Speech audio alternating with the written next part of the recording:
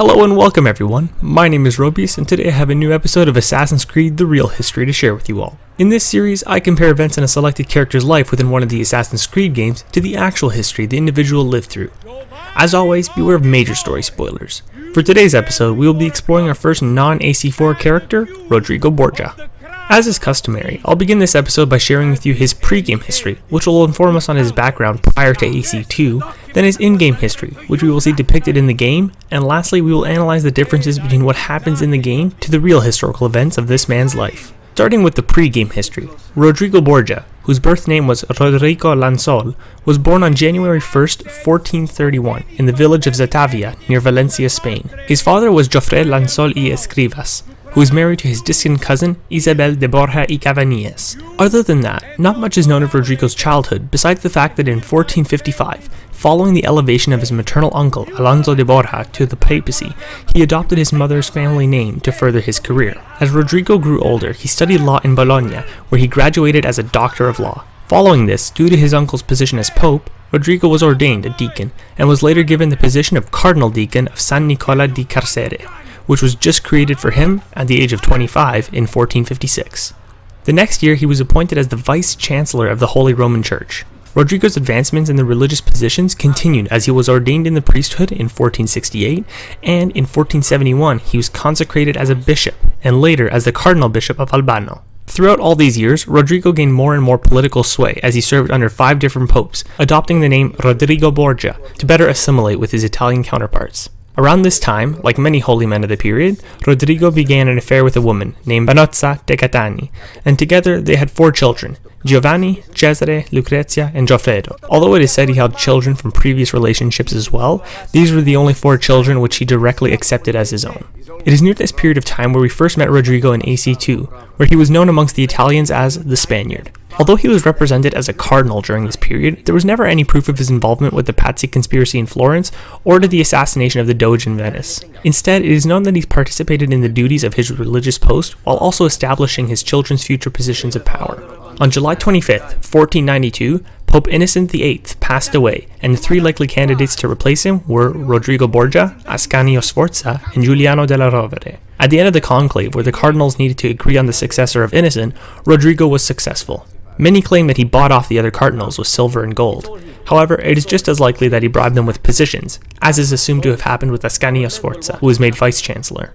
Borgia was officially elected as Pope Alexander VI on August 11th, 1492. At this point, Assassin's Creed depicted Borgia's reasons for being Pope as wanting the papal staff, since it was a piece of Eden, and therefore set Ezio on a quest to locate the vault. Once again, none of these segments are historically accurate. Instead, history depicted the beginning of Rodrigo's rule as being strict, but soon after he began to bestow positions on his children, such as making his 17-year-old son Cesare the Archbishop of Valencia, and his son Giovanni the Duke of Gandia, Gonfaloniere, and Captain General of the Church and Papal armies. He also had the intention of cutting up the Papal States among his sons. Eventually, this nepotism, especially the concept of giving parts of Italy, which he did not fully control to his sons, put him in conflict with Ferdinand I, King of Naples, and his cardinal rival Giuliano della Rovere. This led to what looked to be a potential war where Spain sided with the Pope and most of the other Italian states sided with Naples. Borgia tried to make an alliance with King Charles VIII of France and Ludovico Sforza, mainly by encouraging the French king to conquer Naples, which he believed was rightfully his.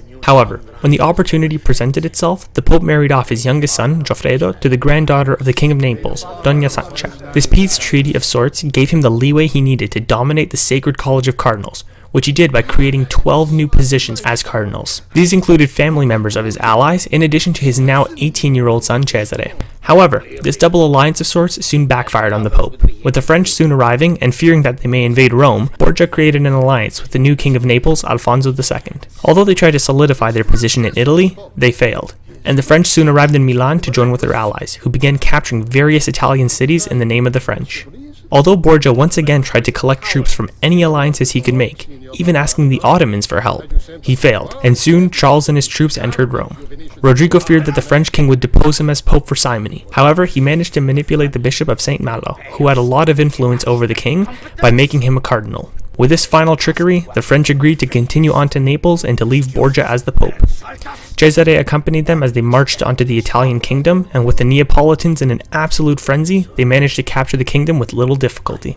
Knowing that the French now represented a threat, Rodrigo Borgia brilliantly bred fear into the hearts of all the Italian states, including the French allies, until they all feared that Charles may attempt to conquer Italy. Together, the Pope, the Emperor, the states of Venice and Milan, along with Spain, formed the Holy League, who fought the French.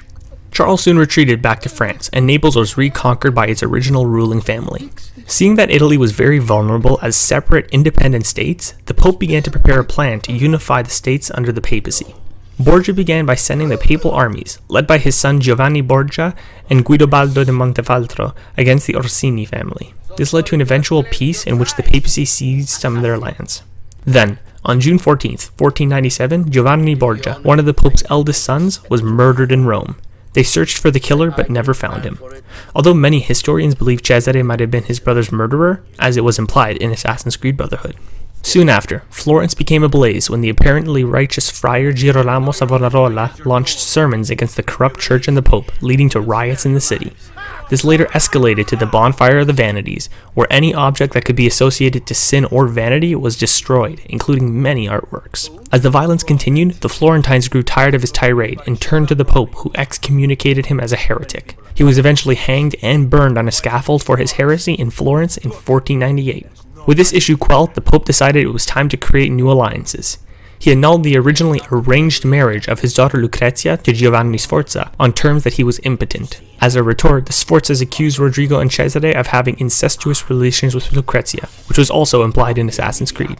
With his daughter now free, Rodrigo married her off to the son of the King of Naples, thus once again solidifying that alliance. That same year, Cesare became the first person in history to resign from his position as cardinal. He then worked on the alliance with the French, which was soon created as Cesare was made Duke of Valentinois, in exchange for allowing the new King of France, Louis XII, to rightfully divorce his wife in the eyes of the Church. With his new allies, Borgia set out to subjugate the various states of Italy under the papacy. The French soon cleared the Sforzas out of Milan with the help of Cesare, who was made the new Captain General of the papal armies. Using a new alliance with Venice, along with the French, Cesare led attacks all over Romagna, capturing cities in the name of the Pope. However, this was interrupted when the Sforza recaptured Milan and expulsed the French, forcing Cesare to return to Rome in 1500.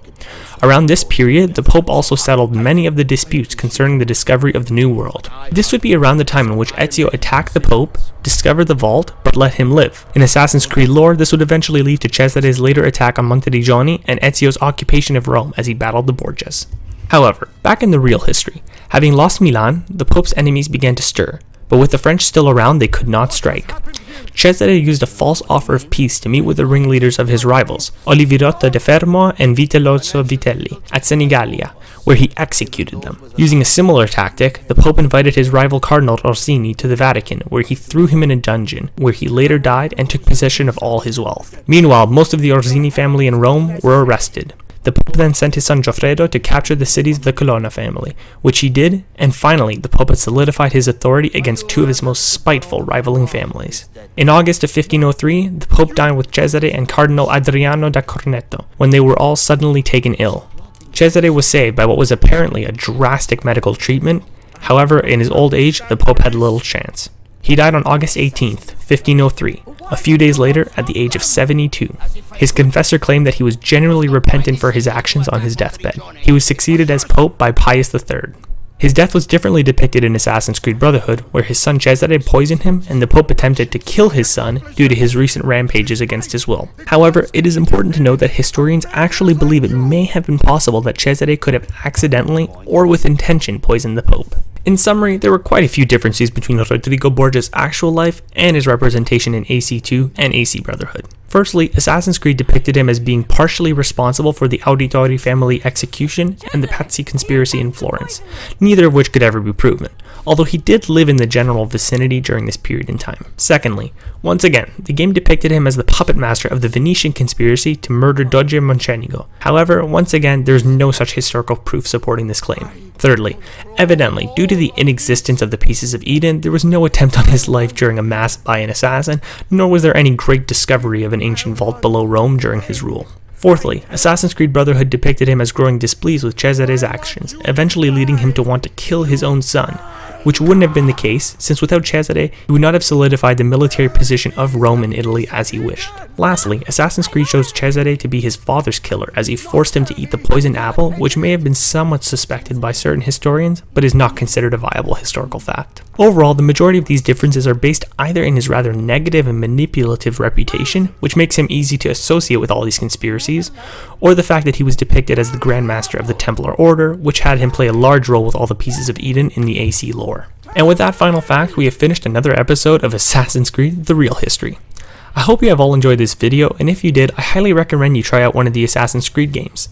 I apologize for the length of the video. This is probably the most documented character I've covered as of yet. Thank you all for watching. Please leave any suggestions for future characters from any of the Assassin's Creed games that you'd like me to cover in the comment section below. Please rate, comment, and subscribe, and I will see you all in a future historical episode.